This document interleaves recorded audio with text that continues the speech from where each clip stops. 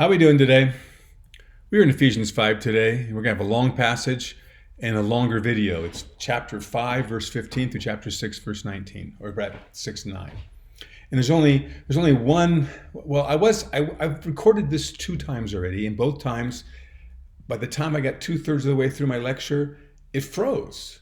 So I'm wondering what's going on here. Is it just too long? So what I'm going to do is I'm going to make this into 2 parts, but it's really covering one passage. So technically there's one video this week with 2 parts, and we'll have one good long discussion question out of these 2.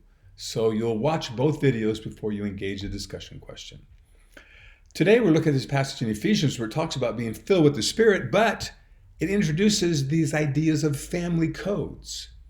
In ancient literature, New Testament no exception, we have family codes, instructions to husbands and wives, instructions to parents and children, instructions to slaves and masters, how they live in these families.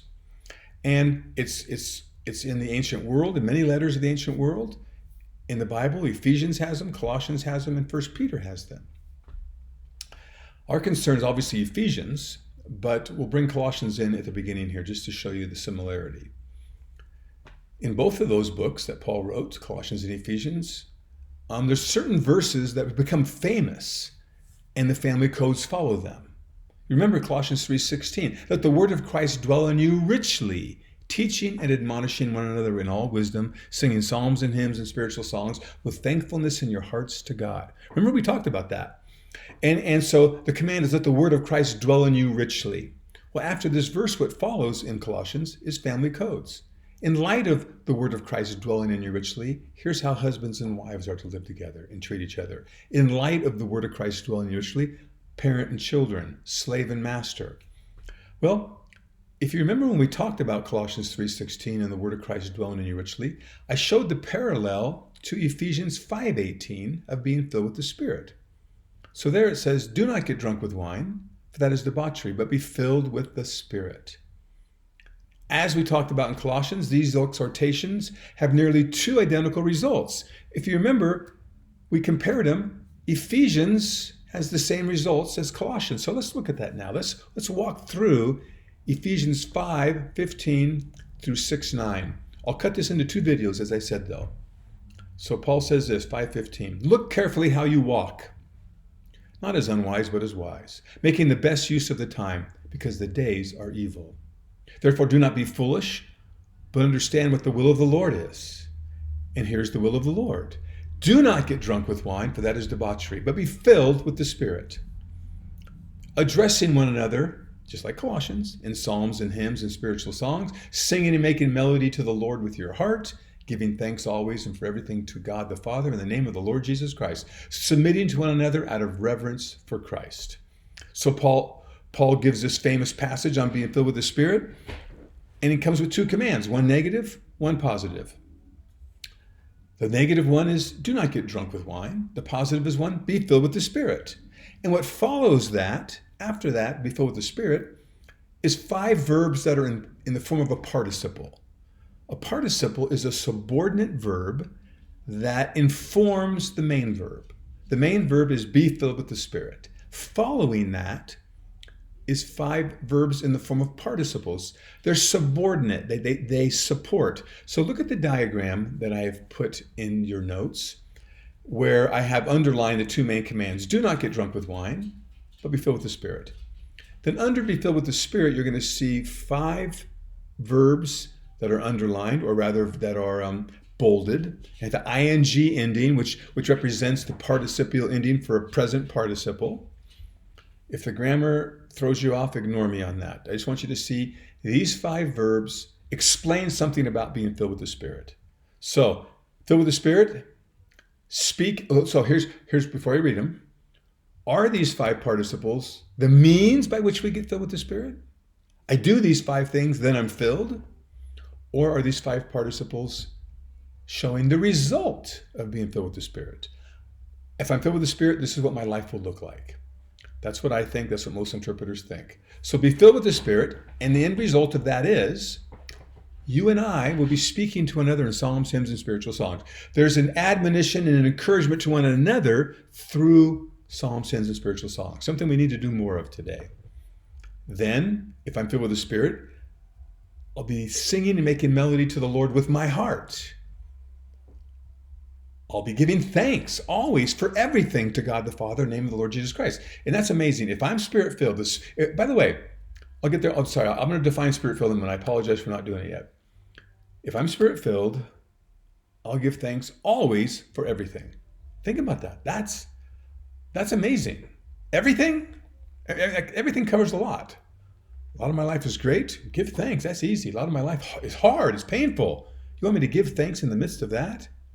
That's what a Spirit-filled person does. They grasp what God is doing, and His will is that we be filled with His Spirit and give thanks. And lastly, if I'm Spirit-filled, we'll be submitting to one another out of reverence for Christ. The word reverence there can be translated as the fear for Christ. We'll come back to that in a bit, the idea of fear. So, what does it mean to be filled with the Spirit? We know what drunk with wine is. If I'm drunk with wine, I can't be filled with the Spirit. I suggest to you a basic meaning for filled with the Spirit is that you are being empowered by the Spirit to do the will of God. The book of Acts uses this term many times, and the result of it is boldness. The result of it is being a witness. The result of it is miracles where people come to believe. You see, the power of the Spirit in Acts is used to describe going out to the world and ministering to them and what God does through you in that empowerment. But in Ephesians, he doesn't even talk about those things. What he talks about is the community life of encouraging each other, speaking to each other in psalms, hymns, and spiritual songs, of a community that is worshiping God in our hearts, a community that is very grateful for what God has done, no matter the circumstances in our lives. And a Spirit-filled community is submitting to one another out of reverence for Christ. That's what we're going to look at now in relationship to the family codes.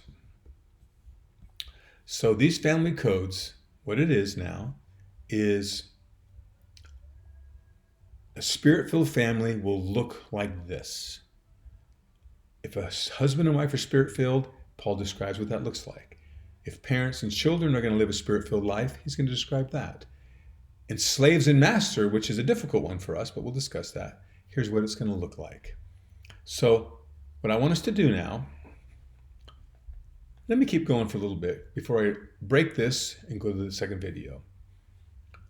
There's an application question here I want to introduce to you before we go to the next video.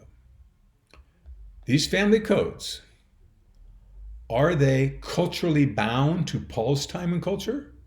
Or are they universally applicable to all times and all cultures?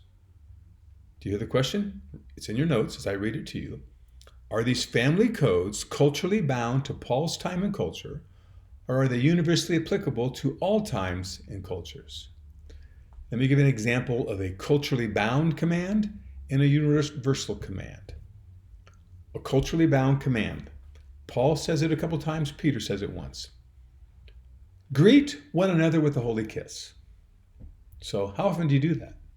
You walk into a room of Christians at church, you go into the sanctuary or the lobby of your church or your home group, do you walk up and just kiss everybody in a holy manner? That's not how we live. That's not how America does it. So are we not obeying this command? Or do we just disregard it? I believe it's culturally bound. In their culture, kissing was a normal thing to do. Paul just says, do it in a holy manner. Many cultures today have this. The Russian culture, the French culture, there's different cultures that kiss each other, some on the cheek, some on the lips. I know my pastor, Dan, I worked with him for 23 years. He was a senior pastor, I was associate. He went to Russia many times to teach. And men would come up and kiss him on the lips in a manner that he kind of freaked him out. But in Russia, do as the Russians do. America, no way, man. I'd smack him if he did that to me. So, do we disregard that? Or do we look for the principle behind it? I suggest we don't disregard it. We look for the principle behind it. There's a principle that Paul is using and applying to his culture. There's a principle of affectionate, godly greetings. When we see each other, we need to affectionately greet each other in a godly manner. For us, it's a good handshake or a hug. And possibly a kiss, but the handshake I'll do with this many people, the hug with this many, the kiss, I mean, it gets down to my wife and my sister, and it's a different way that I kiss them, obviously. So, how about love your neighbor as yourself? Love your neighbor as yourself. Is that culturally bound or universally applicable? I'd suggest it's universally applicable. It doesn't matter where you live in the world or what time frame you live, what century. Love, neighbor, and self are self-explanatory. So those are examples of those. When it talks about these family codes, are they culturally bound? And we got to look behind them for how we do it today, because we don't do it the way Paul did it, or the first century did it. Or are they universally applicable, and we don't need to look for the principle, but simply obey as stated? With that, I'm going to end this video and go to the next one. I'm sorry I'm doing this, but they kept crashing on me, and I don't want to keep doing them. So I'll end this video and go and open the next one before you do the discussion question. Thank you.